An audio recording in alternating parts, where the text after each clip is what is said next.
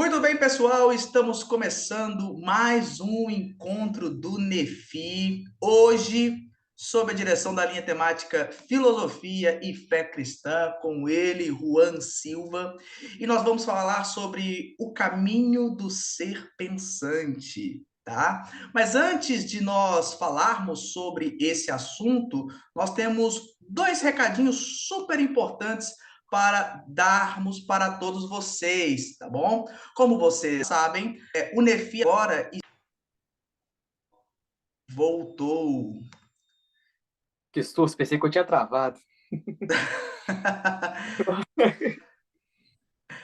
Ai, ai, ai. Deixa eu. Não, não, eu que deu uma travadinha aqui rapidinho. Deixa eu compartilhar minha tela aqui de novo.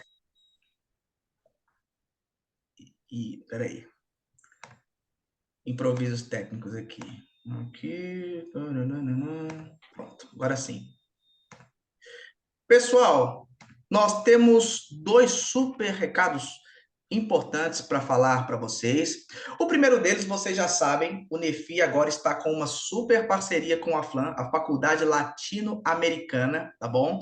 A FLAM, ela recentemente lançou um curso de pós-graduação em Teologia e Ministério, e participantes do NEFI têm descontos de 30% pelo menos, tá? E por que pelo menos? Porque quanto mais participantes do NEFI se matricularem na pós-graduação, maior será esse desconto, que poderá chegar a até 50%. Então, se você é participante do NEFI e quer fazer uma pós-graduação em uma faculdade reconhecida pelo MEC e também reconhecida por ser uma das melhores faculdades de teologia do Brasil, não perca tempo. Faça já a sua inscrição na pós-graduação em Teologia e Ministério na FLAM, tá bom, pessoal?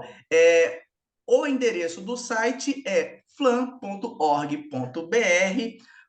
site, teologia e ministério, tá bom? No ato da matrícula, quando vocês forem enviar os documentos necessários, vocês vão precisar de uma declaração aqui do Nefid que você é participante. Então é só você conversar com a gente no direct do nosso Instagram, @nefistudos, e nós emitiremos essa declaração para vocês, tá bom, pessoal? Não percam essa oportunidade, faça já a sua pós-graduação em Teologia e Ministério na FLAM. Faculdade Latino-Americana. E além dessa parceria, nós tivemos uma super live semana passada com o Gutierrez Fernando Siqueira. Se você não assistiu, é só você ir lá no nosso Instagram ou aqui mesmo no YouTube, tá bom? Na playlist Lives e Encontros Especiais. A live que fizemos com o Gutierrez já está disponível aqui no YouTube. E amanhã, 8 horas da noite, teremos mais uma super live no Instagram com Vanessa Belmonte. Sim, ela que faz parte da ABC2, do Labri Brasil. E a Vanessa vai estar conversando conosco sobre disciplinas espirituais. Então vai ser um papo super bacana. Amanhã, quarta-feira, 8 horas da noite, no Instagram do Nefi, tá bom, pessoal? E no dia seguinte, na quinta-feira, essa live também estará disponível para vocês assistirem aqui no YouTube, tá bom? Mas se você puder estar conosco ao vivo, melhor ainda, vocês terão a oportunidade de fazer várias perguntas para ela sobre esse assunto, que é bem legal, tá bom, pessoal? Esperamos todos vocês na nossa live amanhã em comemoração aos 2 anos do Nefi, comemorando aí o nosso segundo aniversário em grande estilo. Beleza, galera? Pessoal, sem mais delongas, eu já quero passar para o Juan, porque nós vamos falar hoje sobre o caminho do ser pensante. Juan, com você, meu querido. Olá, pessoal. Boa noite.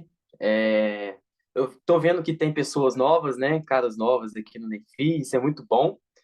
Eu quero desejar que todos sejam muito bem-vindos, né? O pessoal que está entrando no Nefi. Meu nome é Juan, sou estudante de filosofia.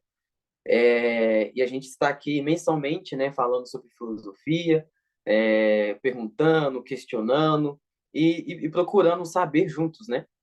É muito bacana quando a gente recebe novos integrantes aí para falar sobre filosofia. Quem gosta de filosofia, quem é amante da disciplina, fica muito feliz em ver pessoas que se interessam por filosofia, né? Principalmente hoje a gente fica muito feliz por isso. Então, muito bem-vindo aí para o pessoal que está entrando. Então, pessoal, hoje nós vamos falar sobre o caminho do ser pensante. Nós vamos aqui distribuir um pouco da nossa aula, né? Nós vamos falar sobre o que constitui o pensamento, né? E também a consequência do conhecer também, né? Aí nós vamos dividir aí em algumas etapas do conhecimento, como admiração, reflexão, e etc. Então, eu creio que é algo bem didático, né? Assim, para nós conhecer e logo depois a gente questionar sobre alguns temas que a gente teve aqui. Desde já, quando eu terminar e alguém tiver alguma pergunta, alguma coisa para pontuar, pode ficar à vontade, beleza? Para falar com a gente. Então, gente, o caminho do ser pensante. Pode passar o slide aí, mano. Um minuto, isso. O que é pensar? Pensar, eu construí aqui um pouco da nossa construção, um pouco por vias, vamos dizer, aristotélicas, né? Para quem não sabe, Aristóteles ele foi o grande homem que caracterizou, vamos dizer, os seres, né? Na sua famosa lógica formal, né? Então, a gente vai visar um pouco aqui sobre o que é pensar um pouco pelas categorias aristotélicas, vamos se dizer assim, né? O pensar constitui uma atividade psíquica, né, que visa construir a produção de um saber por intermédio da reflexão, né? Ou seja, a gente pensa e por intermédio da reflexão, né, que a gente vem tornar uma coisa real, certo? Sendo assim, o raciocínio do homem vem através da mediação, né, que contém pensamento, racionalidade, discurso e cultura, tá? O homem, eu até coloquei cultura porque o homem ele é muito influenciado pelo quesito da cultura, né? Ele não é só ele não tem só a questão do pensamento, da racionalidade, do discurso, mas também da cultura, né? A gente pode pegar ali, por exemplo, a construção de um saber a construção de um saber do homem que vem pensamento, discurso e linguagem, né? E também podemos colocar a cultura. Diferente, por exemplo, do animal que age através de respostas imediatas e racionais instintas, o homem ele age através de um método reflexivo que procede do nosso pensamento, né? A gente pensa e a gente reflete, tá? Isso é algo bastante interessante, porque o ser humano ele tem essa capacidade de pensar e refletir sobre o que ele está pensando, né? Porém, podemos dizer também que o homem é um ser cultural e político. Aristóteles ele mesmo fala que o homem é um animal político, né? Por exemplo, em Ética Nicomo, que ele fala muito sobre isso, tá? E nós nascemos com estereotipos formados, tá? O que são esses estereotipos? Eles são preconceitos, prejuízos, pré-noções, pré-valores, né? E, sobretudo, a filosofia, principalmente, ela faz você se sobressair desses estereotipos e construir um raciocínio crítico, né? Mediante a razão, né? Levando uma análise desconstrutiva de muitos estereotipos que a gente constrói. Por isso que, na maioria das vezes, a filosofia ela se torna algo. As pessoas veem a filosofia como algo perigoso, né? Porque a filosofia ela vai bater de contra muitos prejuízos que a gente tem, certo? A gente vai analisar aqui alguns conceitos importantes para o pensamento crítico que levam o indivíduo ao comportamento, né, de questionar, de pensar e etc. Como ordens do ato de admiração até o ato do conhecimento pleno. Pode passar aí. Ok. Isso eu disse um pouquinho antes, que o raciocínio, antes da gente passar um pouco do caminho para o conhecimento, o raciocínio ele vem através dessa mediação, né? Que contém o pensamento, racionalidade, discurso e cultura, né? Eu penso, né? Eu penso porque eu sou um ser racional, né? Eu falo porque eu pensei, né? Uma coisa é ligada à outra, né? E a cultura, ela influencia muito na questão do nosso pensamento, certo? Pode passar, Lincoln, por favor. O princípio da admiração. A admiração, ela é algo que é do princípio do ser humano. Aristóteles, ele fala que todo ser humano ele deseja o saber, né? Ele é uma das principais frases de Aristóteles, que ele afirma que o filosofar ligue-se aos desejos, e todos os homens desejam o saber, né? E esse saber, ele vem através da admiração, né? E essa admiração, ela abre uma abertura da realidade, tá? Por quê? Essa admiração, a partir do momento que o homem ele tem uma admiração, ele possui também uma consciência da sua ignorância, né? Essa admiração, gente, não é uma admiração de você ver uma coisa e ver que ela é bela, tá? É uma admiração que faz você ter consciência da sua ignorância, uma admiração que é o espanto, tá? E essa consciência da sua ignorância cria no indivíduo o desejo pelo saber e, consequentemente, auxilia a gente a suprimir a ignorância, chegando à prática do conhecimento, tá? Pode passar aí.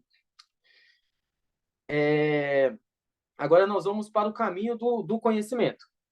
O caminho do conhecimento, o caminho do pensar, muitas das vezes não é fácil. Vamos dizer que na maioria das vezes é difícil. Por exemplo, você que está fazendo uma faculdade, eu estava até conversando antes, é muito difícil para você chegar lá, se formar e etc. É um caminho árduo, né? É um caminho penoso, porque o conhecimento ele pede isso do indivíduo que deseja se libertar, vamos dizer, de um conhecimento prévio para um conhecimento profundo. É um caminho árduo, um caminho doloroso, tá? É, a gente pode pegar aqui, por exemplo, na passagem da alegoria da caverna de Platão, né, quando ele fala lá na República, que após o prisioneiro sair da caverna, que é ignorância, e ir para a luz, né, que ele fala que é a verdade, seus olhos foram ofuscados pela luz, tá? Ou seja, quando ele sai da caverna e ele depara com conhecimento, isso ofuscou um pouco o seu ente, ele ofuscou um pouco ele mesmo, né? Vamos dizer assim. E sendo ofuscado pela luz, a sua caminhada ela não foi fácil, a sua caminhada foi áspera. Podemos afirmar que o conhecimento será até doloroso para aquele que quiser, para aquele que optar sair da ignorância, né? A ignorância que eu falo aqui não é de um termo pejorativo, tá? É muito importante a gente conceituar isso. Porque quando a gente fala, fulano é ignorante, tá? Às vezes as pessoas acham que isso é um termo pejorativo, mas não é um termo pejorativo, né? Principalmente quando a gente trata de algo dessa densidade. A ignorância é aquilo, vamos dizer, de uma forma bem rasa aqui, aquilo que não se deu ao conhecer ainda, né? Vamos dizer, de uma forma bem rasa aqui. E essa dor, Platão fala que é como a luz do sol no rosto do indivíduo que sempre permaneceu na escuridão. E essa escuridão, Platão fala que é uma alma que é levada para aquilo que não é de fato a verdade plena. Ou seja, um homem ele prende nessa escuridão e essa escuridão não tem a verdade plena. Por quê? Se alguém lembrar da alegoria da caverna aí, o homem ele enxerga através de sombras, mas ele não enxerga a verdade plena, somente as sombras dessa verdade, certo? Sombras e ecos que pode ser o conhecimento, mas não é o conhecimento de fato, certo? Então Platão ele fala sobre esse diálogo, sobre o libertar da alma para a luz do conhecimento, né? Para quem não sabe, é bom a gente citar isso, principalmente aqui no meio da filosofia. As pessoas pensam que Platão era. Eu já escutei isso, né? Cara, se você estuda filosofia com os ateus dos gregos, né? Não era bem assim, viu, gente? Platão, ele acreditava na imortalidade da alma, né? Na separação da alma com a matéria e etc. Então, quando a gente fala de alma, a gente está falando de acordo com o quesito platônico. Pode passar, irmã. Aqui tá a típica frase de Platão que eu tirei da República, né? A frase que vocês podem tirar um print aí para vocês lerem depois, tá? É a frase que eu gosto bastante, do livro da República, eu lembro que quando eu li essa frase, eu fiquei umas 2 semanas refletindo sobre essa frase, né? Porque é uma frase que é muito profunda. Então, eu coloquei aí para quem quiser tirar um print, né? Ou pesquisar mais sobre essa questão da passagem da ignorância para o conhecimento, né? Da escuridão para a luz em Platão, ok? Pode passar aí, mano. Aqui nós vamos para outro teórico, filósofo. Para quem não conhece, o Gerd Bornheim, ele é brasileiro, né? Ele é do Rio Grande do Sul, é um filósofo contemporâneo, moderno. Ele já faleceu, né? Então, o Gerd Bornheim é um filósofo que eu gosto bastante. Ele tem um livro sobre filosofia existencialista que eu gosto bastante, a gente vai até colocar nas fontes depois, que é Introdução ao Filosofar, né? Para quem gosta dessa pegada existencialista, né? Um pouco bad, né? Aproveita que tá frio aí e dá uma lida aí, né? Mas é muito bom, tá? Chama Introdução ao Filosofar do Gerd Bornheim. Eu até assustei por causa do nome, a gente pensa que é gringo, né? Mas o Gerd Bornheim é brasileiro, para a gente ver como a nossa filosofia brasileira também tem bons nomes para a gente estudar.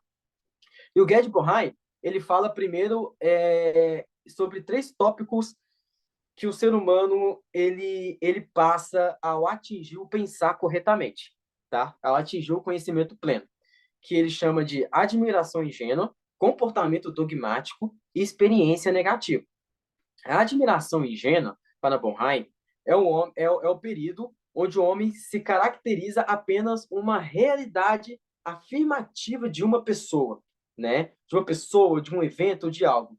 Ele vê esse evento, essa pessoa, sem existir lados ruins, né? Ele vê sem dar uma problematizada. Ok, vocês entenderam. Para essa pessoa, né? Então, o Gerd Bornheim, ele cria essa teoria da admiração ingênua, né? Onde você admira uma pessoa, mas só que de forma ingênua, porque você não questiona, né? Você admira essa pessoa sem questionar, tá? O professor Jonas Madureira, numa palestra dele, ele fala muito sobre isso, que hoje em dia muito das pessoas elas não colocam mais objetos como o Jonas Madureira ele fala idolatria, né? Mas levando aqui para o Gerd Bornheim, ele fala que as pessoas não colocam mais objetos como motivo de idolatria ou de admiração ingênua, mas começa a colocar pessoas, né? E a partir do momento que a gente começa a colocar pessoas como uma ferramenta de admiração ingênua, isso passa a ser bastante problemático. Isso acontece muito no nosso meio. Por exemplo, no meio teológico aqui. Calvino, Lutero, Agostinho, você admira esses caras, mas a gente às vezes passa um pano para aquelas coisas, né, que esses caras podem ter dado mole, etc. Então, a gente pode caracterizar isso de uma admiração ingênua para esse indivíduo. Isso cria uma idealização, uma vida que não problematiza o real. Platão cita, continuando no mito da caverna, um homem que vê pelas sombras e idealiza essas sombras como realidades, né? Até separei o verso aqui que tá escrito. Platão fala: para esses homens, a realidade consistiria somente nas sombras dos objetos. É? Eles não optavam em conhecer esse objeto de fato, né? Por exemplo, que quando o indivíduo ele sai da caverna e ele volta para a caverna, e ele fala: gente, tem um mundo lá fora, tem um conhecimento lá fora. Esses prisioneiros ameaçam ele. Eles ameaçam, de tanto que eles idealizaram as sombras, eles ameaçam ele e falam que o indivíduo está atrapalhando as sombras deles, né? Para a gente ver como isso pode se tornar de fato profundo, né? O comportamento dogmático. Então, essa negativa do real também traz para o indivíduo o comportamento dogmático, tá? É bom citar aqui que todo homem moderno ele tem comportamento dogmático, né? Seja por religião, seja por ideologia, seja por qualquer coisa, ele tem um comportamento dogmático, né? A gente que somos cristãos, nós possuímos um comportamento dogmático, né? A gente possui dogmas que seguimos. Mas esse comportamento dogmático para que o Bonheim, ele é muito preocupante, né? Porque para Bonheim, o comportamento dogmático é onde um homem contempla as sombras, que não é a verdade plena, como algo único, perfeito, doutrinário e digno de adoração, tá? Bonheim compara o comportamento dogmático ainda na alegoria da caverna, né? Citando de novo a alegoria da caverna, enfatizando a pessoa que vive por sombras sem questionar essas sombras, mas sim idealizar essas sombras. Né? O comportamento dogmático é um comportamento que se recusa a questionar a realidade em si. Né? O homem dogmático ele negligencia a visão ontológica do ser, vamos dizer assim. Né? Ele vê o mundo, ele sabe como é que é o mundo, mas ele não problematiza o mundo. Ele conhece a realidade, mas ele não problematiza a realidade, certo? Então, isso é algo que o Bonheim vê como preocupante no indivíduo, principalmente no indivíduo moderno, né? Mas então, como sair desse comportamento dogmático? Tá? É a grande questão que o Bonheim trata também. O Bonheim começa a tratar sobre a experiência negativa. É bom a gente colocar aqui que eu não coloquei comportamento negativo, mas experiência negativa. A gente vai ver mais para frente o porquê. A tese geral do comportamento dogmático, ele condiciona todo o agir do ser humano e só pode ser superado através de uma posição crítica do real. A partir do momento que a gente critica a realidade, a gente tem uma ruptura do comportamento dogmático. E essa experiência, vamos dizer, superação do comportamento dogmático vem através da experiência da negatividade, que é ao contrário do comportamento dogmático, né? Ela é caracterizada pelo ceticismo, né? Trazendo para o homem uma consciência que o mundo não é tão bonitinho, que o mundo não é tão absoluto, que as pessoas não são tão boas, né? Levando o indivíduo a ter uma suspeita da realidade, levando ele a ter tipo, o mundo não é tão bom assim como eu penso, né? O mundo não é tão é, é, do jeito que eu penso assim, né? Eu acho que o mundo não é tão interessante da forma que eu penso, né? Então o indivíduo ele começa a ser cético em relação ao mundo. Esse comportamento da experiência negativa traz para o indivíduo a consciência de que o mundo não pode ser tão bom assim, né? Como eu citei aqui, é, levando a uma suspeita da realidade, né? Levando o sujeito a adentrar em si próprio e relativizar o seu interesse pelo mundo que o cerca. Bonheim cita o seguinte no Introdução a Filosofar: essa negatividade absoluta se caracteriza pela ruptura total com toda e qualquer modalidade de comportamento dogmático. O homem está completamente separado de tudo e de todos, né? O indivíduo, então, ele se torna aquele que interna a dor do mundo e a pensa, e a questiona, né? E a reflete. Isso é o comportamento da experiência negativa, né? Ele interna essa dor do mundo e a pensa, e a questiona, tá? E o grau de dúvida cética produz a perca de sentido no mundo, tá? É, e esse traço fundamental dessa dúvida que o indivíduo tem provoca um desligamento daquilo que é real, tá? Rompendo com o objetivismo, né, de uma confiança dogmática. Então, essa experiência negativa ela traz angústia, perca do sentido do real, perca do sentido de existência, né? E a familiaridade é substituída pela ruptura e separação do real. O sujeito ele se caracteriza pela consciência de que ele é ignorante, tá? Mas pode passar aí, mano.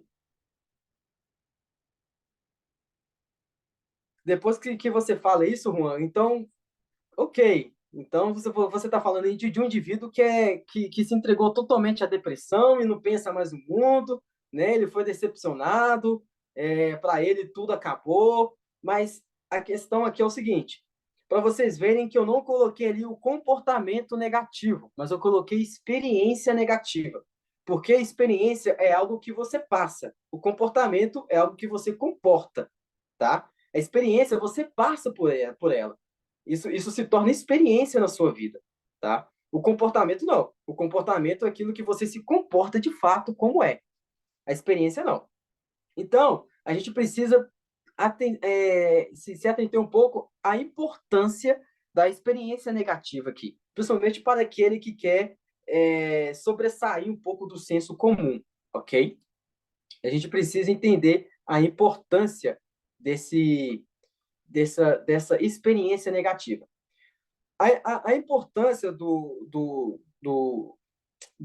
vamos dizer, da negatividade do homem não pode ser descartada para nós que quer conhecer a verdade, tá? Não são todos que vão passar aí por uma experiência negativa, mas vamos dizer que 85%, 90% vão passar por essa experiência negativa, tá, gente? Isso é normal na vida, principalmente de um estudante do saber, né? Isso é normal. Todos os pensadores que a gente conhece, eles passaram por uma experiência negativa. Todos os grandes pensadores, né, que a gente conhece. E a gente vai ver isso agora. Eu fiz um triplé das maiores, vamos dizer, uma das maiores influências do nosso pensar ocidental, que é a mitologia grega, a filosofia grega e, lógico, a fé cristã, né?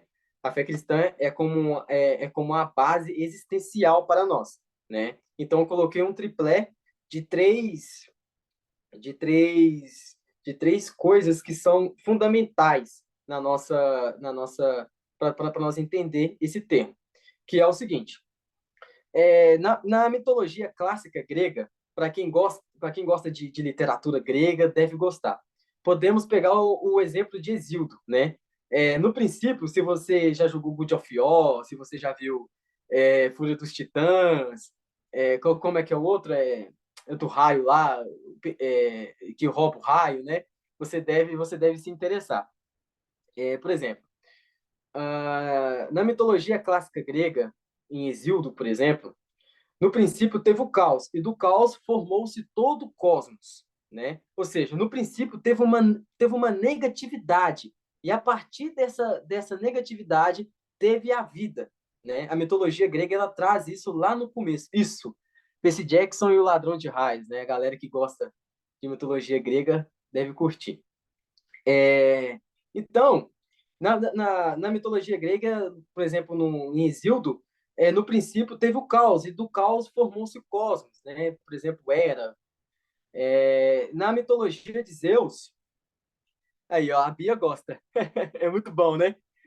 Na mitologia de Zeus, por exemplo, Zeus precisou vencer os monstros e titãs para edificar um reino do Olimpo em harmonia, tá? Então, a harmonia, ela teve um antecedente também da negativa, tá? Podemos também ter essa questão através também dos filósofos pré-socráticos, como Heráclito, né? Ele afirma também. Heráclito é um filósofo pré-socrático que eu gosto bastante, né? Eu tô meio dividido entre Heráclito e Parmênides ainda, mas ok, né? É um filósofo pré-socrático que eu gosto bastante. E ele afirma: se não fosse a injustiça, não conheceríamos o nome da justiça, né? Ou seja, Heráclito é uma frase bastante polêmica, né? Que deu bastante bafafá aí na filosofia, mas Heráclito ele está aqui também falando da questão Gola critical. Heráclito também está falando da questão da experiência negativa também, né? Que a gente não conhece o positivo se a gente não passar pela experiência negativa, tá? É... Heráclito também, e também um dos diálogos que eu mais gosto, né? Um dos diálogos de Platão que eu mais tenho admiração, que é Fédon de Platão, né? O Fédon eu amo o Fédon, é um diálogo que me fez interessar, inclusive, a estudar um pouco melhor Platão. E também ele fala sobre a questão da separação da alma com a matéria, né?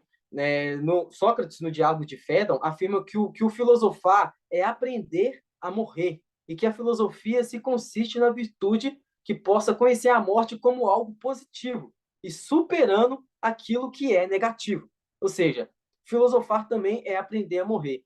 A filosofia também é aprender a morrer. Tá? Isso também tem um paralelo aí até com a fé cristã, né? Que a fé cristã devemos morrer para que outros também possam viver. Então, a negatividade disso se torna algo também positivo. Também a gente vê a importância da experiência negativa para a vida, né, cotidiana dos filósofos pré-socráticos.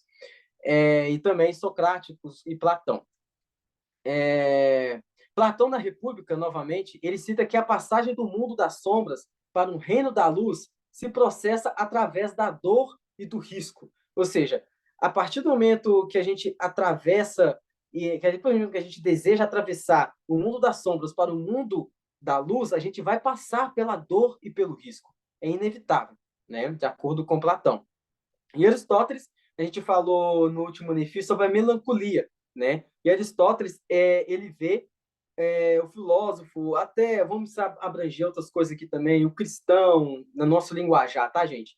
O cristão, aquele que é da área de humanidades, ele tem um ser melancólico, né? Ele tende a ser mais melancólico. E essa experiência negativa dele traz para o mundo algo positivo, tá? E também, Karl Jaspers, ele cita algo bastante interessante, que quer dizer, a partir do negativo, é, partido negativo é a única força que faz progredir a explicitação esclarecedora da realidade. Melancólicos, exato. Pode passar aí, mano. Agora nós vamos como superar então essa questão da experiência negativa, tá? Eu coloquei dois bonequinhos ali, que é um meme que eu gosto muito, que é o gatinho forte e o eu não sei se isso aqui é um gato ou um cachorro caramelo. Eu acho que é um cachorro caramelo, né? É um meme que eu gosto bastante. Por que eu coloquei esse meme? Porque o cachorro forte, né? O cachorro que está musculoso, né? Ele é aquele cachorro que aprendeu com a vida a ultrapassar a questão da negatividade, do comportamento dogmático e da admiração ingênua. É aquele indivíduo que a gente fala que passou tudo na vida, sabe? Aquele indivíduo que a gente olha e fala, cara, esse cara aí passou por muita coisa na vida, né? Esse é o cachorro mais forte. E o caramelo ali, esse caramelo, ele costuma ficar nas esquinas dos bar, né? E esse caramelo aí é o caramelo que estagnou em um ponto. E para ele aquilo é o comportamento único da existência, né? O comportamento único, com todo respeito ao nosso cachorro caramelo, né? Foi só um exemplo.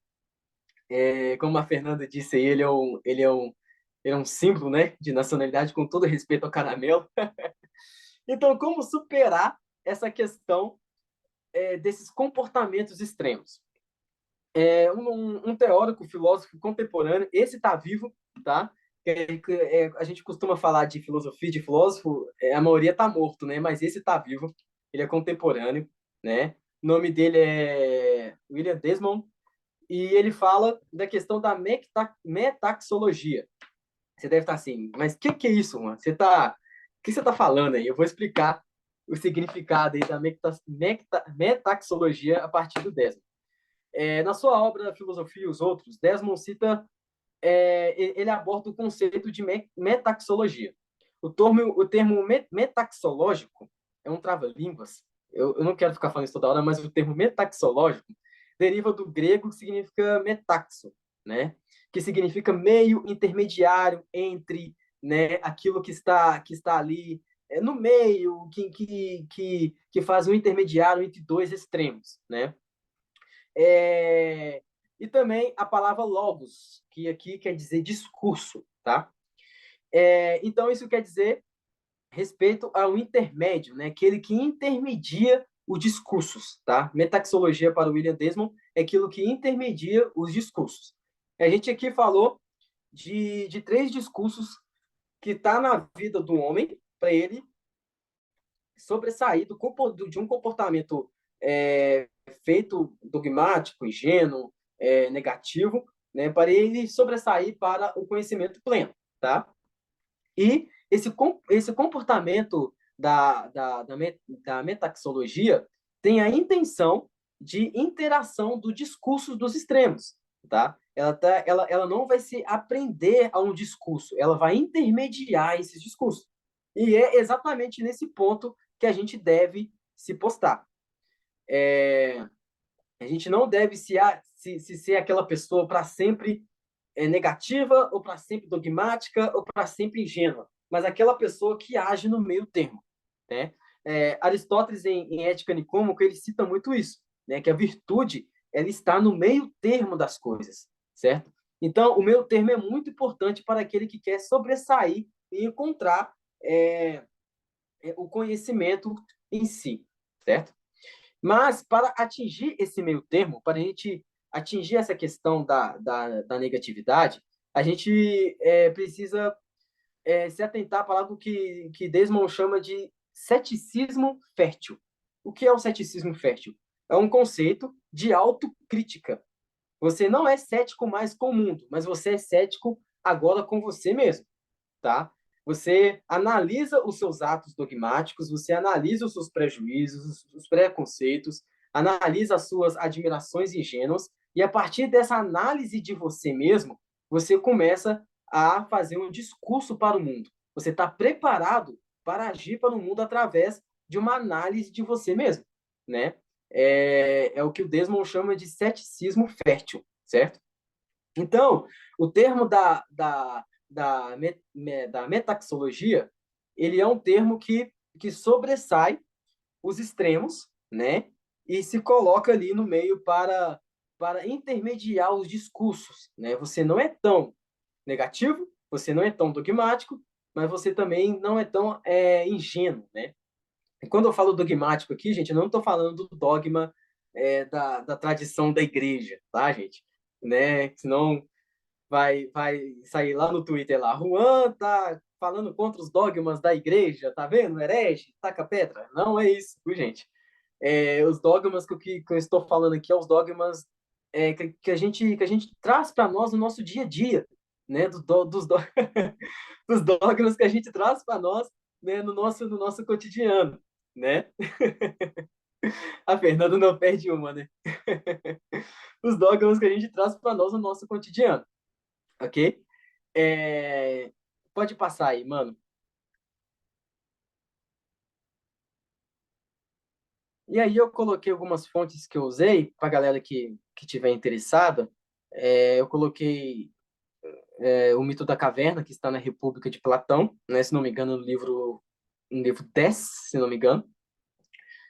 Do Bonhai, que é o Introdução ao Filosofar, né? Que é um livro muito bom. É pequenininho, se não me engano, ele é 85 páginas. É bem pequeno e bem gostoso de ler. Do Desmond, né, que é a Filosofia e seus outros, esse aí já é 600 páginas, né? Eu confesso que nem eu li esse aí todo, porque não tem como, né? Então, as fontes aí para a galera que quisessem aprofundar mais no assunto e tal. E eu estou escrevendo também um texto sobre esse assunto, e quando estiver pronto, eu lanço no grupo lá, beleza? Para vocês deram uma olhada lá, ok? Então, vamos para a parte polêmica aqui, que é a parte das perguntas, né? Que é a parte das perguntas. Então, gente, a primeira pergunta é bom que vocês falem um pouco que eu preciso tomar uma água, né? Mas a primeira pergunta é o seguinte: hoje é um mundo recheado de extremos, né? De divisões extremas. A gente vê muito isso, né? No nosso cotidiano. Se colocar em uma posição intermediária é ser vulnerável, né? Porque eu lembro que nas eleições de 2022, até de 2018 também, as pessoas que se colocaram numa posição intermediária elas foram taxadas de covarde, disso, de aquilo, né? A gente viu muito isso, né? É polêmico, eu não vou entrar nesse assunto também, tá? Mas vocês acham que vocês acham que em um mundo recheado de extremos, se colocar em uma posição intermediária é ser vulnerável? Podem comentar aí.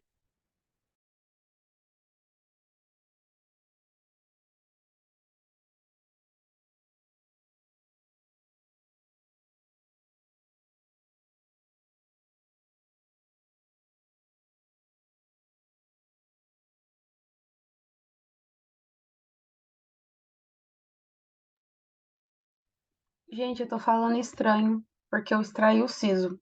Eu sou bochechuda, mas isso aqui não é meu, tá? É inchaço mesmo. Vocês conseguem me ouvir? É, é boa essa sua pergunta, Juan, porque enquanto você falava, o que passava na minha cabeça é que, tipo, hoje em dia o pessoal só trabalha com polos, né? Ou é um extremo ou é outro. E quando você assume essa postura intermediária, né, que seria nem um polo nem outro seria o centro, você é chamado de em cima do muro. Então, nesse sentido, eu penso que é vulnerável para você conseguir explicar o seu ponto de vista, porque você não fecha com um nem com o outro, porque ou de um lado você vai ser, sei lá, passa pano, ou do lado você é extremista, enfim. Nesse sentido, eu penso que sim. Ao mesmo tempo que tem que questionar também, né? A validade do porquê. Por que que você está defendendo aquela posição? Não sei. Foi o que eu pensei enquanto você falava.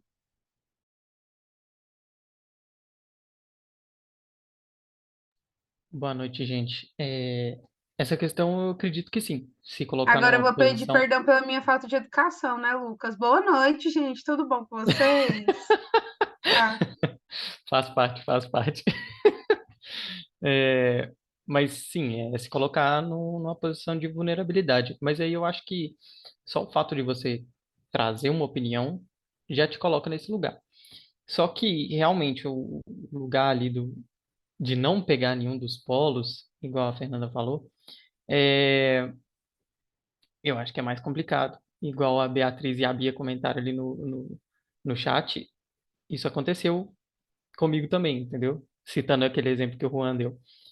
Porque, sei lá, ser atacado de um lado porque você não segurou na mão deles, ser atacado do outro porque também não segurou na mão deles. E aí você fica assim, ué, que isso, galera? Essa é a minha opinião, sabe? Não dá para respeitar, não.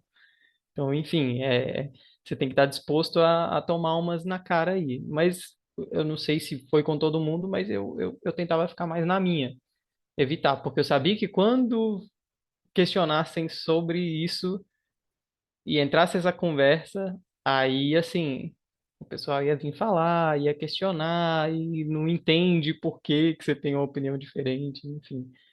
Então, sim, é se colocar numa posição de vulnerabilidade. Não só isso, né? Mas vai falar muito sobre a maturidade. Ainda mais a gente como crente. Isso foi muito tácito na época das eleições, assim, agora essas últimas. Porque, de um lado, tinha uma igreja orando por um candidato que supostamente é menos pior do que o outro, e se você vai contra, mas por que você não está participando do jejum, da oração, de não sei o quê? Me poupa, gente, bom senso, né? O mínimo. Entre escolher o mal menor, eu prefiro votar nulo mesmo, igual eu fiz, e vida que segue, tá tudo certo. Mas as pessoas não conseguem entender isso. E aí eu penso que entra a parte da gente ser cristão e lembrar da questão do amor. Assim, o amor tem que ser o árbitro da gente em todos os nossos relacionamentos. Então, uma coisa que não foi por conta dessa eleição de agora, mas a primeira, lá quando o Bolsonaro foi eleito a primeira vez, que eu aprendi é que, assim, vai muito da consciência. Tem alguns espaços e algumas pessoas que elas vão te dar oportunidade para realmente ter um diálogo saudável E tanto faz, você acha que eu estou em cima do muro, o problema é dele, mas dá para você ter um diálogo e explicar realmente os seus motivos. Assim como tem irmãozinho que realmente não vai dar para você conversar e você só vai e fala assim: não, irmão, tudo bem, eu entendo você, eu acho melhor a gente não conversar sobre isso. Continuo te amando em Cristo e vida que segue, faz um bolo de chocolate e dá pra pessoa, sabe? Mas essa é uma questão muito que fala muito sobre a gente, assim, como cristão. O que que você preza mais?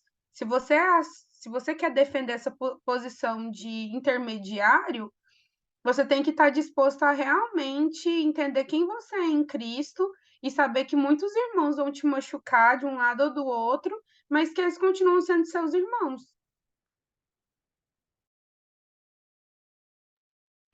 Ai, gente, preciso falar. Vocês estão me ouvindo?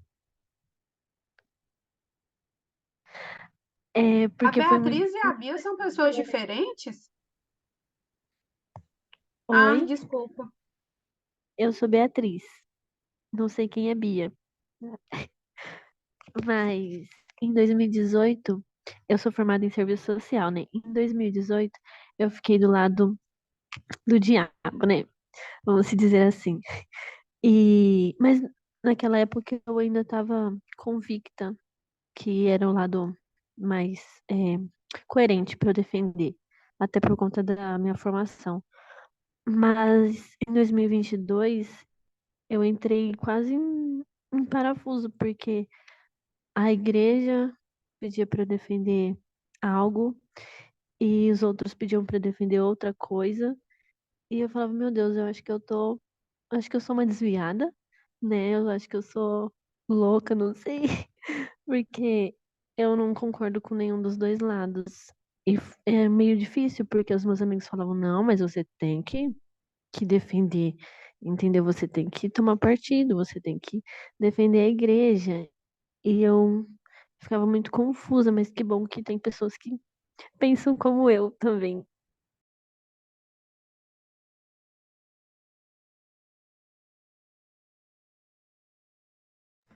Eu acho que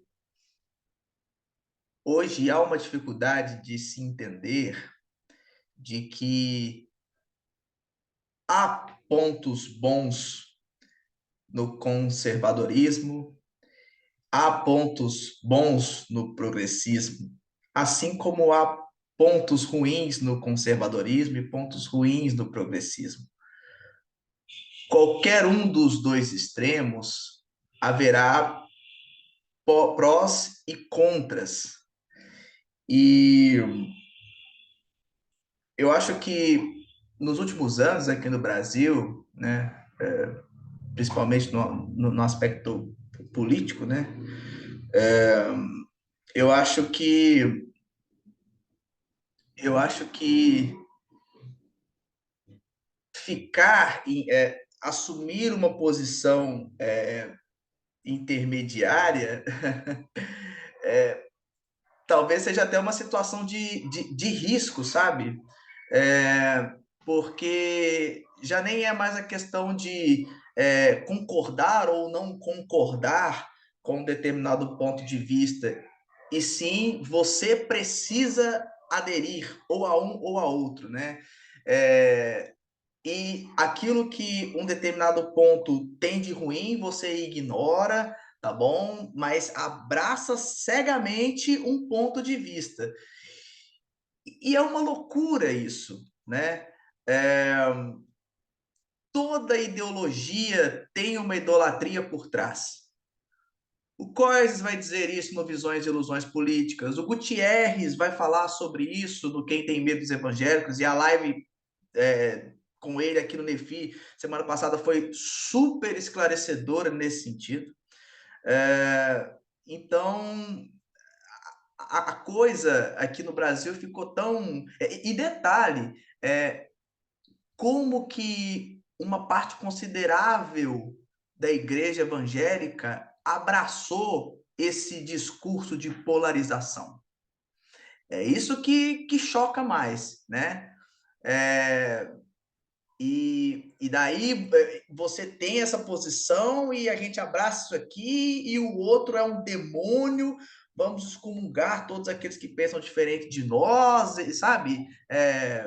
Ataques pessoais de todos os tipos.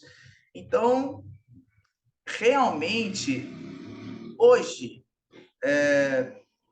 talvez hoje, não sei, talvez hoje um pouco menos, porque passou as eleições, né? Então, 2022, como era um ano eleitoral, a coisa estava fervilhando.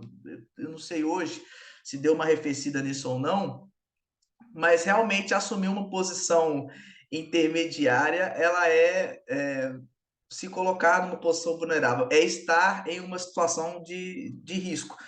Não deveria ser assim. Não deveria ser assim. Independente das ideias, pessoas continuam sendo pessoas, sabe? Quem pensa diferente de nós não é nosso inimigo, de modo algum. Mas, infelizmente, não é o que uma boa parte das pessoas hoje pensam, né? É lamentável.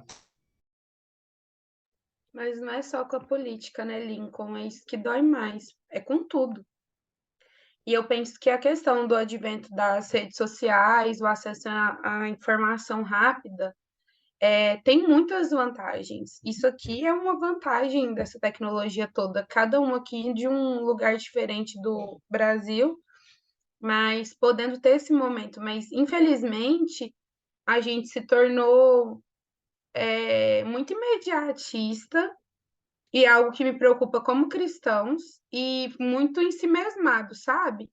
A gente vive numa bolha. No Instagram, as páginas que eu sigo são de assuntos que eu me interesso e ali eu vou conhecer só mais do mesmo. E uma das piores coisas, assim, o Olavo de Carvalho, não dá para eu chamar ele de idiota, porque ele tem muitos textos bons mesmo, filosoficamente falando.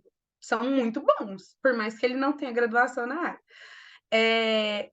Porém, ele deu voz para um tipo de coisa que é muito errado e que a esquerda já fazia nas UFs da vida, que é se você não é do mesmo posicionamento político que o meu, você não tem voz. Então, eu não rechaço o seu argumento, eu rechaço a pessoa. E eu não dou oportunidade para que os argumentos se bastem por si só, sabe? E eu vi o tanto que isso assim foi incorporado. A gente já vivia numa bolha, as redes sociais, assim, pegando fogo e a gente já dentro dessas bolhas que cada uma que faz parte. Então, se você é mais de um lado, mais do outro, você estava recebendo muita informação e, e assim, sendo bombardeado mesmo. E se a gente não tomar cuidado com o nosso coração, até a gente fica muito inflamado e começa também a não pensar e agir refletidamente. Mas é um comportamento de manada. E eu penso que quem deu muito gás para isso, dessa parte, né, da direita ultraconservadora, foi o pessoal que foi indo com o Olavo de Carvalho, e tem até aquela deputada lá, Ana Campanholo, que endossou muito isso, essa questão da feminilidade. E, gente, o tanto de página cristã que eu seguia na época e que falando sobre essas coisas e você vê, sabe? Tipo, meu Deus do céu, gente, é crente, calma, não dá para você assumir uma postura como essa. Enfim, eu acho que foi uma somatória de fatores e que não são só políticos, sabe? Tem a ver muito mais onde que o nosso coração tá mesmo. E se brincar, a gente precisa realmente converter e ter um encontro com o Senhor Jesus. Porque se a minha opinião está valendo mais do que o amor que eu tenho por outra alma e falar em amor com essa outra alma, então alguma coisa na minha espiritualidade está errada.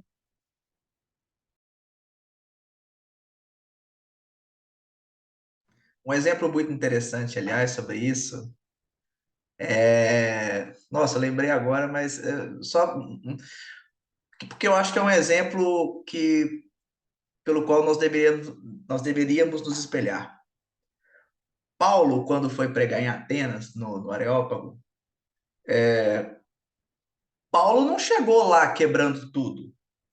Pelo contrário, o discurso de Paulo para os atenienses no início, Paulo elogia os atenienses, é uma coisa assim, Atos, acho que capítulo 17, agora não vou me lembrar o certo, 16, 17, mas Paulo em Atenas é um belíssimo exemplo, 16, Atos 16, é, é um belíssimo exemplo de como estabelecermos pontes de diálogo.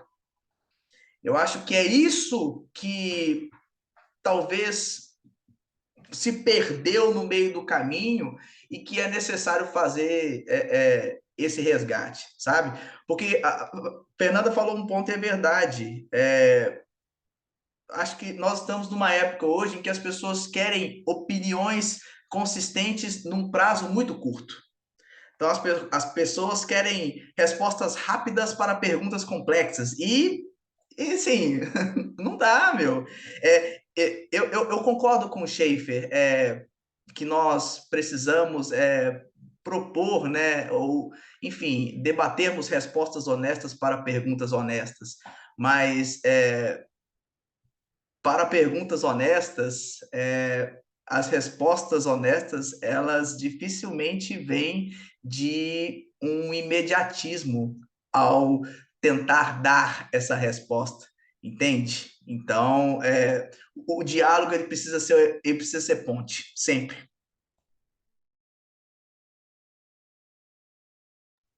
Isso que você citou, Lincoln, de Atos é genial, cara, genial.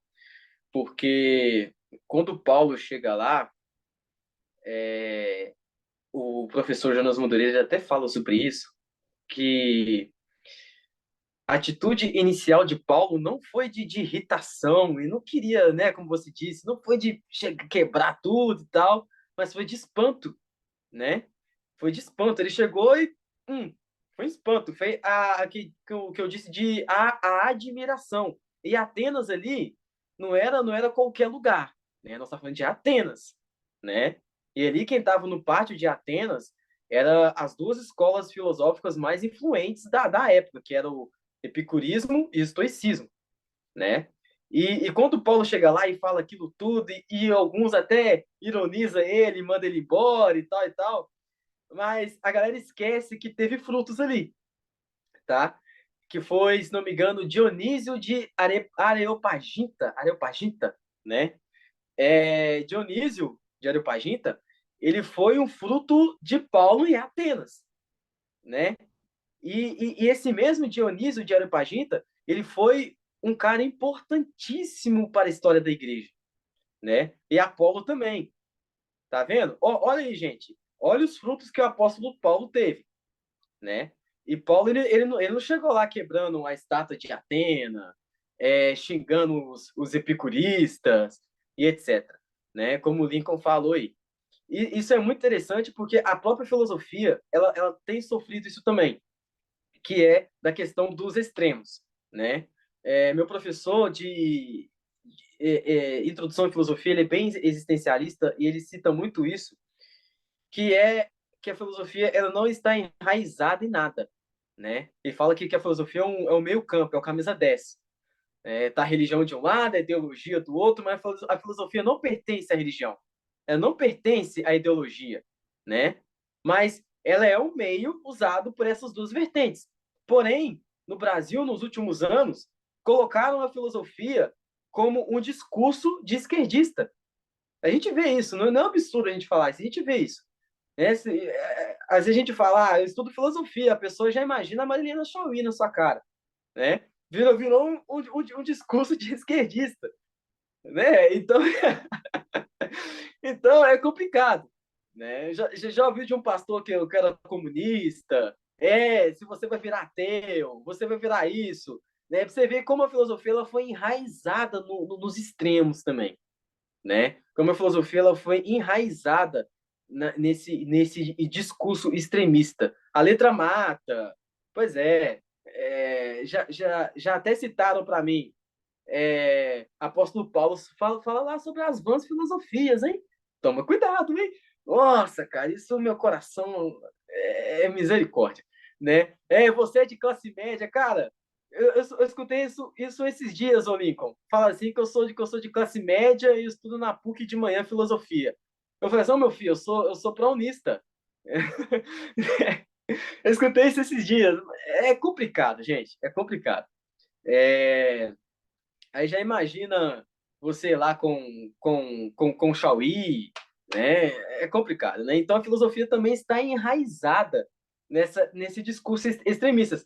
E a teologia também está enraizada nessa questão do extremo, tá? Hoje no Brasil, se você fala que estuda teologia, ou você é calvinista, né? Opa, você é calvinista, então você deve saber as institutas de cor, né? Ou você é pentecostal, arminiano, né? Tá vendo que as pessoas já levam para os dois extremos, né? Então, as áreas total de humanas, elas estão sendo muito, muito levadas aos extremos, né? Infelizmente, mas como diz o Desmond, a gente pode agir como cristãos dessa forma metaxológica, né? De se colocar como intermédio, de saber lidar com o discurso, de saber conversar com uma pessoa que é de esquerda, com uma pessoa que é de direita, saber conversar com alguém que é católico romano, que é adventista, né? Essa posição intermediária, tá? É, eu gosto muito da vida de Jesus, porque Jesus, ele no ambiente, na época que ele viveu, ele chamou as pessoas para seguir ele, aquelas pessoas que não eram tão bem vistas pela sociedade, né? Ele chamou Mateus, que era cobrador de imposto. Isso era um absurdo na época.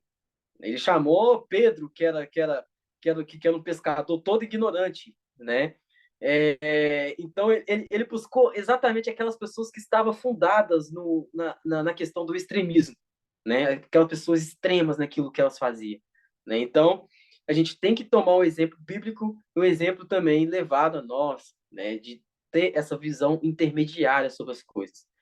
Mais alguém, gente, quer citar alguma coisa, quer falar? Podem ficar à vontade.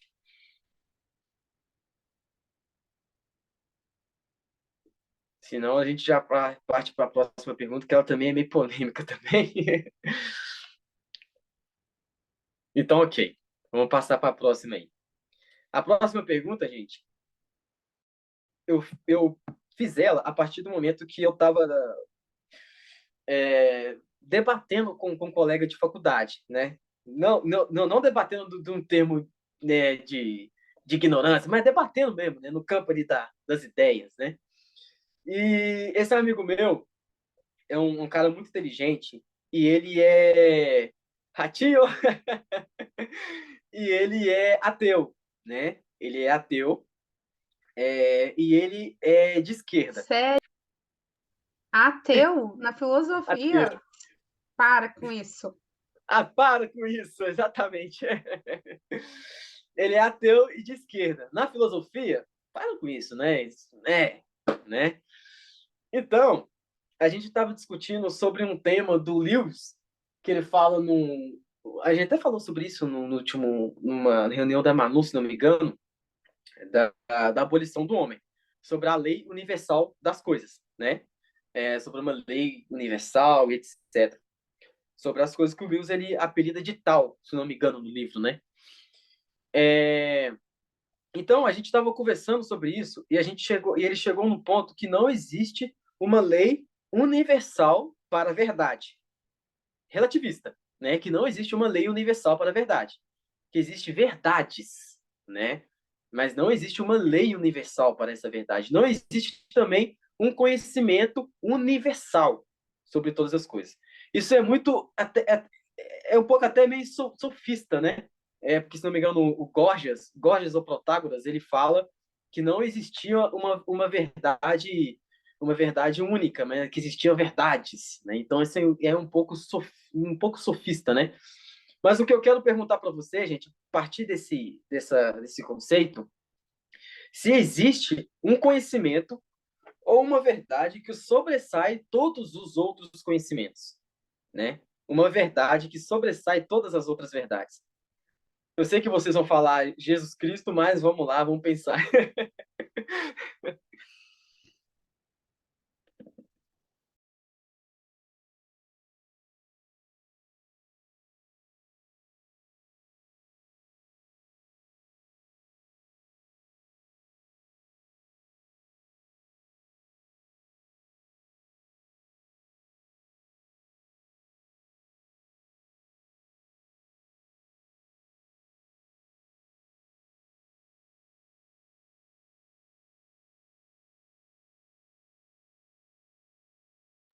Eu gosto de ver a galera na pose do pensador.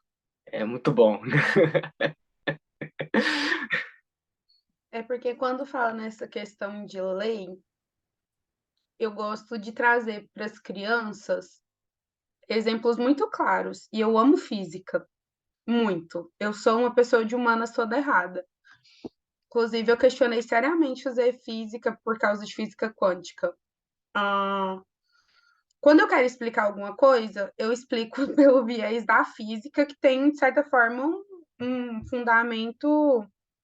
Aí, ó. Não, mas física é de boa, cara. Não tem esses cálculos assim, absurdos. Eu falo para eles que para toda ação existe uma reação. E isso é uma lei física observável e é uma verdade universal. Toda ação, se eu colocar água no estado líquido dentro da geladeira, do congelador da geladeira, e eu voltar lá amanhã cedo, ela estará congelada. Qual que é a única forma dessa água não estar congelada? Se o meu congelador da geladeira estiver com problema. Mas isso não quer dizer que a lei foi alterada por causa da geladeira. Significa que havia um problema que impediu que a lei se efetivasse. Então, quando eu vou trabalhar com eles, eu falo muito sobre isso, assim, que Deus ele deixa elementos claros na criação que comprovam verdades universais. Então, a física só revela um desses traços. Então, eu começaria por aí.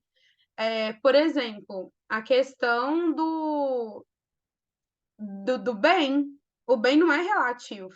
O que é bem para mim não pode ser bem para você. Um ato de bondade ele é inquestionável. O que é questionável são as motivações por trás do ato da bondade. E isso tanto faz dentro do discurso, se a questão é argumentação. A gente está trabalhando só se existe uma lei universal, a da bondade. E normalmente quem recebe um gesto de bondade, generosidade, ele não se sente merecedor. Então entra um paradoxo da graça. Então, são questões oriundas de uma verdade universal. Eu penso dessa forma, não sei se responde a sua questão.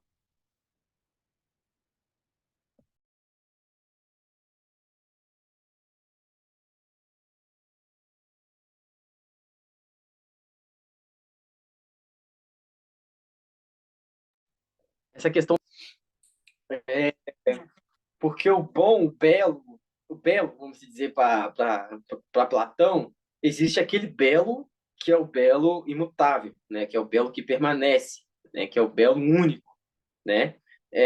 Então é muito platônico o que a Fernanda disse, né? A Fernanda é platônica, deu para perceber. É muito Eu sou platônico. neoplatônica, eu sou hegeliana. Muito bom o que a Fernanda disse, né? E é um bom argumento da física. É um argumento muito bom. Eu vou usar. Muito obrigado. Um argumento muito bom. É lógico que o relativista ele tem uma consciência muito, né? A gente sabe como é difícil conversar com o relativista, mas é um argumento muito bom. Sim. Mais alguém? Eu vi que o Lincoln ali Juan, já fez a só pose uma do questão. pensador. A maioria dos meus amigos são relativistas. Por isso que eu falo que quando entra até a questão da matemática no negócio, e física exatas, tem matemática, acaba. Ah, mas você está querendo trazer coisa de uma outra área, sendo que a gente está falando de um problema, sei lá, social. E eles vão querer argumentar com isso. Eu falo assim, não, a premissa é de lei universal. O ponto é esse, o ponto do debate é esse. Agora me fala por que que é uma verdade relativa. E a partir disso que você vai trazer como verdade relativa, eu posso colocar a minha verdade em suspensão. Então vamos trabalhar dentro disso e desenvolver o caminho que eu fazia com os meus amigos, e nem sempre a proposta era, sei lá, provar que eles estavam errados, mas era entender o que fundamenta aquilo. Porque a pessoa, dentro da construção da própria argumentação, ela vai se pegar em contradição. Então, chega um momento que o existencialismo ele beira quase que o niilismo. Quando você lê o Albert Camus, Isso é explícito. Pega o estrangeiro, por exemplo, o cara, ele mata, ele vai preso, o padre vai conversar com ele e a única pessoa que ainda tem esperança nele é o padre. E ele só tem, e o narrador deixa bem claro isso pra gente que tá lendo o livro, porque ele é padre. Porque ele acredita em Deus e a Bíblia fala para ele que todas as pessoas elas precisam conhecer Jesus para serem transformadas. Ele deixa muito claro. Então, mesmo Camus, um existencialista, dentro da própria obra dele, literária, ele deixa esses lampejos mostrando que até algumas das verdades dele estão em suspensão também, sabe? Então, o caminho que eu sigo normalmente é esse. Eu deixo a pessoa ir falando para chegar em um ponto que, cara, mas você já parou para pensar por esse outro lado? Só. Dentro do meu ponto de vista, existe algo que justifica. Existe uma verdade universal para isso. E aí eu trago o que vai ornar com aquilo, sabe?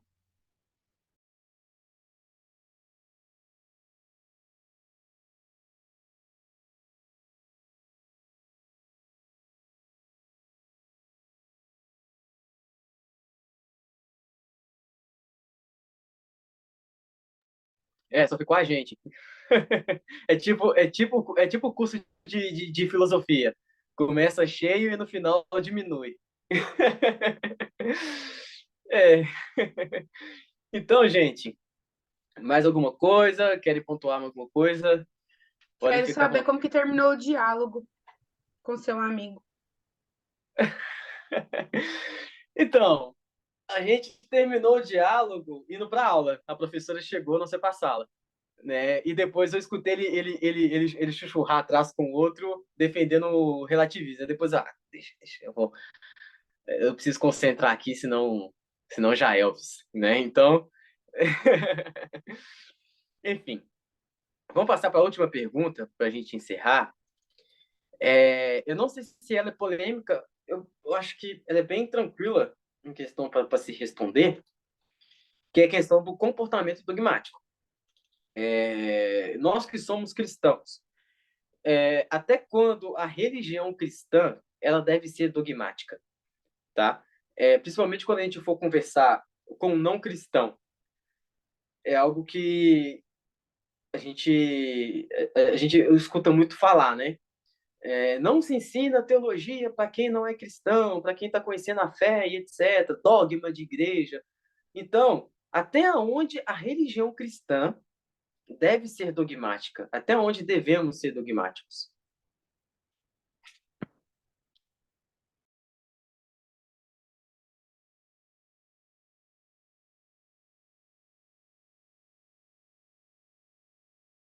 Vocês estão me deixando falar porque eu sou a única mulher que tá aqui?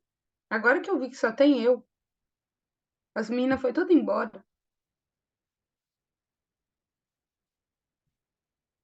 Certa vez eu ouvi, se eu não me engano, o Jonas Madureira falar uma coisa muito interessante. E se eu não me engano, foi numa conferência fiel jovem.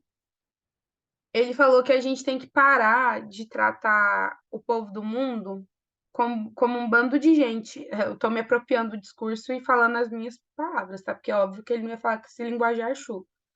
Que a gente tem que parar de ficar tratando os não cristãos só como gente que vai para o inferno, mas realmente uma preocupação genuína com a alma deles e entender que dogma é para quem acredita neles e se submete a eles. Então, eu começaria a pergunta por aí, porque a pergunta que está aqui no chat foi até onde devemos ser dogmáticos? Até quando a religião cristã deve ser dogmática? Dogma é conjunto de regras, né? Dentro da doutrina, porque entra dogma e doutrina. É para quem crê. Então, por exemplo, não dá para poder forçar meus amigos não cristãos a viverem de acordo com aquilo que eu selecionei para mim mesma e que eu experimentei na minha vida e eu vejo que é o melhor. Então, se eu consigo conviver bem com os meus amigos não cristãos, não impondo a minha forma de vida, mas mostrando para eles a forma como eu vivo, eu penso que é um bom caminho. Ah, vocês dois são cristãos reformados, né? Então eu posso falar isso aqui sem medo. Ah, não, mas sendo gravado. Tá sim, tá aparecendo aqui Eu não sou, gravando. não. Você não é? Você é o quê, filho? Eu sou pentecostal, velho. Mentira, Lincoln, você é assembleiano? Não, não sou assembleiano. Eu faço parte de uma igreja pentecostal clássica, né? Mas não é assembleia, não é assembleia, não. Mesma igreja do Você tem Juan, maior cara de aliás. quem gosta de uma Heineken, de um chopp gelado. Decepciona. Ai, meu Deus do Tá céu, bom, então. não, eu sou de boa. Já vou ter que mudar. Sim, justamente, Juan. Deixa eu pensar aqui. Não, mas pode ficar à vontade, pode falar, não tem nada. Não, não posso não, porque tá gravando. Não posso. Mas hoje eu lembrei que esse bendito desse trem tá gravando. Mas, por exemplo, assim, eu tenho um amigo que ele tem uma página de filosofia bem famosinha no Instagram, desses que recebe até livro de editora, sabe? E quando a gente se conheceu, ele ainda não era tão famosinho assim, não. E ele não é da filosofia, formado em filosofia. Ele gosta de filosofia e tem o Instagram dele é de filosofia. Por fora, autodidata. Eu discordo muito desse termo autodidata, né? Mas, enfim, vamos trabalhar com ele para compreensão geral da nação. E quando eu o conheci, ele era ateu. E ele convivia com muitos cristãos. Inclusive, ele participava dos nossos encontros do Farol, que era tipo um ABU, sabe? Aliança Universitária, esses grupinhos de oração, sabe? E ele sempre estava junto com a gente, assim. Então, e agora ele deixou de. Agora não, tem um tempo já isso, já tem mais de 8 anos que eu conheci ele. Ele deixou de ser ateu e ele é agnóstico. Em nenhum momento ninguém impôs para ele uma verdade goela abaixo, sabe? Das verdades que a gente acredita. Casamento é monogâmico, é uma aliança, questão de bebida, de música, usos e costumes, Deus como verdade absoluta e a soberania dele é expressa na criação, coisas e tal, sabe? Mas ele foi vendo que não fazia sentido um mundo sem Deus. E hoje ele frequenta uma igreja presbiteriana, ele ainda não é cristão, mas a gente conversa muito sobre essas questões de fé, sobre dúvidas. Eu nunca tive dificuldade de lidar com a dúvida dos outros, da fé. Até eu tenho as minhas. E eu vejo assim o quanto ele foi mudando, sabe? E o quanto, mesmo ele não se tornando cristão ainda de fato, mas ele aderindo a essas ideias, o quanto o estilo de vida dele mudou e isso comprova, sabe? De certa forma, esse novo viver que Cristo oferece e que a pessoa vai mudando não por uma imposição da igreja, não use isso, não faça aquilo, age assim, não age assado, sabe? E ninguém nunca impôs nada para ele. Eu acho que é você conhecer os seus limites também, dependendo do meio onde você está inserido. Se aquele meio te afasta demais de Deus e você vê que você ainda não tem uma fé tão firme assim, para poder estar naquele meio de pessoas, é melhor você não estar. Mas eu penso que essa questão da imposição da religião, para algumas coisas, vai conseguir manter um certo diálogo. Por ele gostar de filosofia, eu também tinha pontos de contato. Agora, a gente que é muito diferente de mim, que a gente não tem nada assim, sabe, para poder manter, acho que não tem nem como. Não sei se eu me fiz entender para vocês.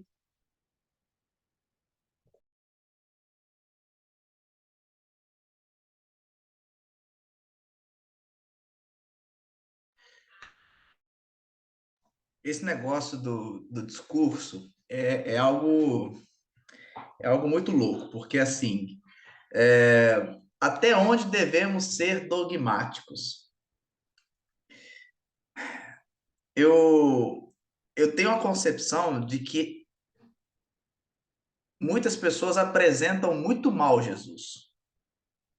Se Jesus dependesse de marketing, muita gente hoje faria um marketing horrível ou inapropriado para os dias de hoje. Eu creio que o evangelho ele não deve ser apresentado de uma maneira dogmática. Até porque é o seguinte, a Bíblia não é um livro teológico. E muitas vezes a gente já apresenta Jesus como se nós estivéssemos falando de cristologia, como se aborda em teologia sistemática. Eu gosto muito da ideia do Michael Gorin com relação à apresentação, à abordagem bíblica como narrativa, porque de fato a Bíblia é uma metanarrativa. Então, eu penso que nós apresentarmos as verdades contidas na palavra por meio da narrativa que permeia Gênesis e Apocalipse, eu acho que esse tipo de apresentação do evangelho é bem mais interessante, bem mais interessante, do que nós ficarmos muitas vezes com o nosso evangeliquez, sabe? Nossa, Marcos Almeida que gosta desse termo, eu acho, de evangeliquez. Mas é verdade, às vezes nós queremos chegar para pessoas não cristãs falando um evangeliquez, ou querendo impor a nossa o nosso cristianismo para eles, sabe? E não é assim, sabe? Por isso que muitas vezes o cristão é tido como antipático, o chato do rolê, entende? É o chato do rolê. Nossa, ai, vai ver esse cara de novo. Meu Deus do céu, nossa, lá vem. É por causa disso, sabe? Porque o cara já chega com um monte de regras, cuspindo regras, sabe? Aquelas coisas bem estabelecidas, sabe? Aquelas caixinhas ali, aqueles compartimentos bem divididinhos. Não, porque você tem que pensar assim, porque se você não pensar assim, você vai para essa categoria que vai te levar. Não, sabe? Assim, de verdade, assim, eu tô cada vez mais,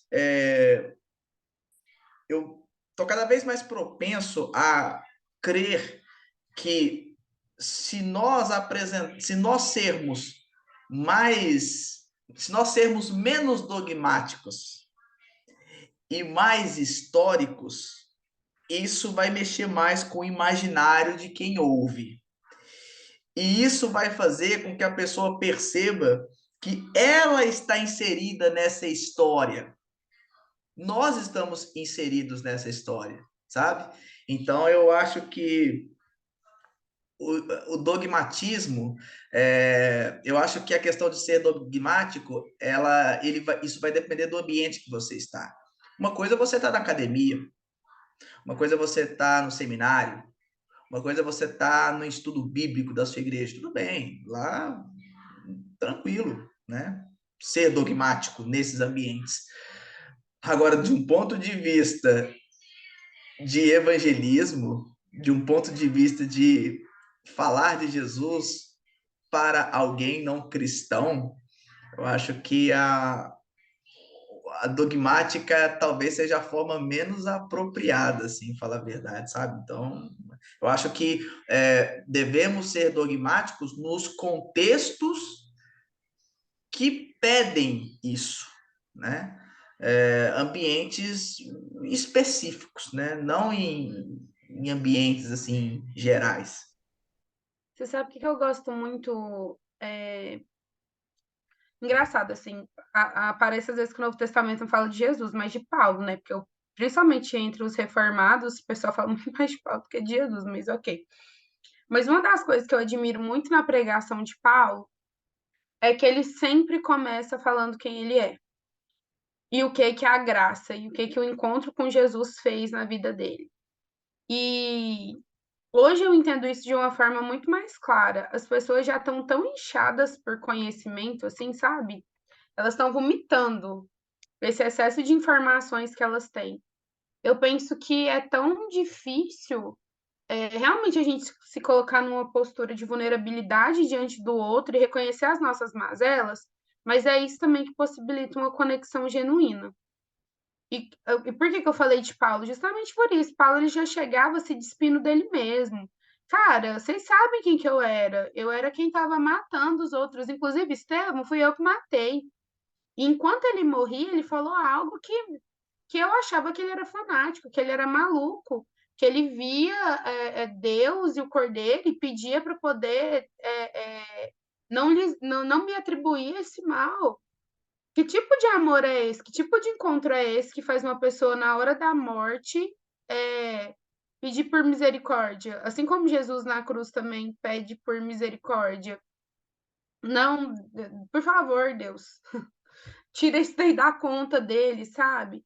Eu acho que é isso, é essa vulnerabilidade. Cara, olha, para mim fez muito sentido na minha vida.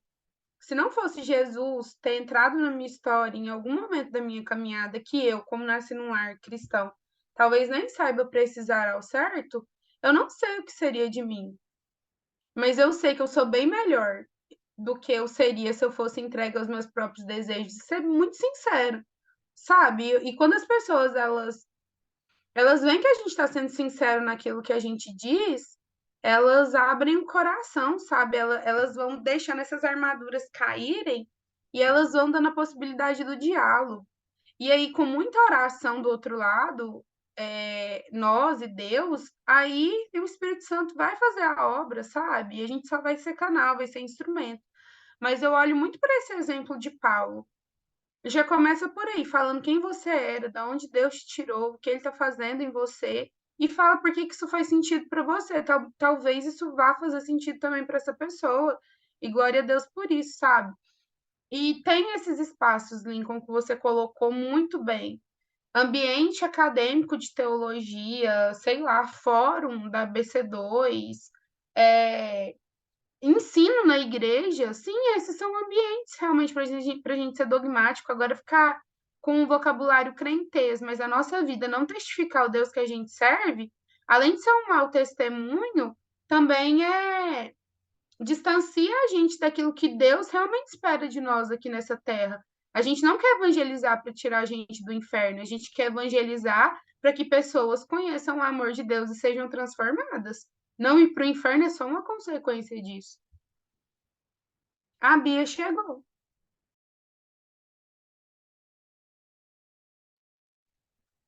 A Bia chegou aí.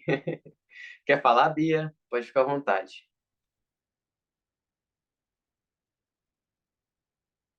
Ok. Se quiser falar, pode ficar à vontade, pode interromper aí. Isso que a Fernanda falou é muito interessante, porque antes de eu entrar para a faculdade de filosofia,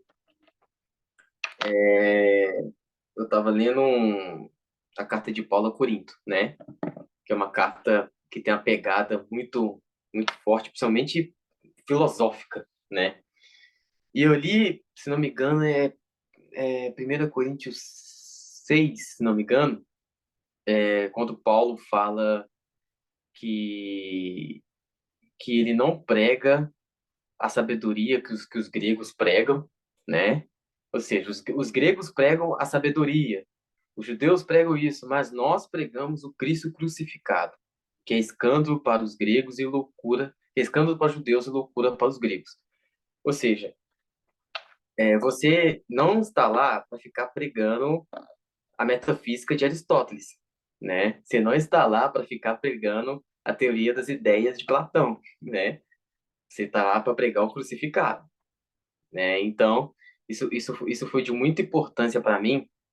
E tem um texto que uma amiga me escreveu, a Kali, da Teosofia, que foi exatamente isso que a gente está conversando, sobre o embate de uma pessoa com um não cristão, por exemplo, um ateu, por exemplo.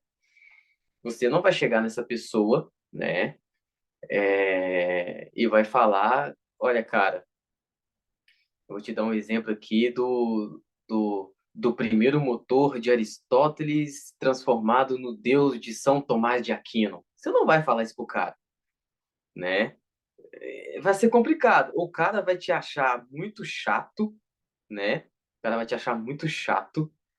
ou ele vai te achar, vai falar assim, pô, beleza, ok, né? Beleza, fica aí com o primeiro motor aí de São Tomás de Aquino, ok, né?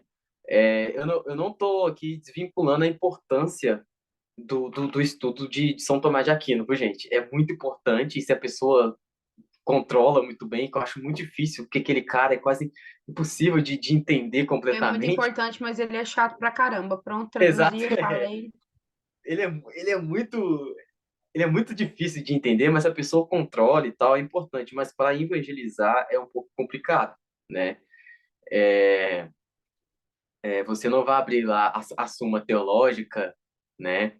Ou vai conversar com a pessoa e abrir lá as 95 teses de Lutero contra o papado, ou as institutas de Calvino, né? Para pegar com a pessoa, né? Então, porque quem faz a obra não é o indivíduo em si, mas o Espírito Santo que age através do indivíduo, né? Isso é bastante importante a gente conceituar.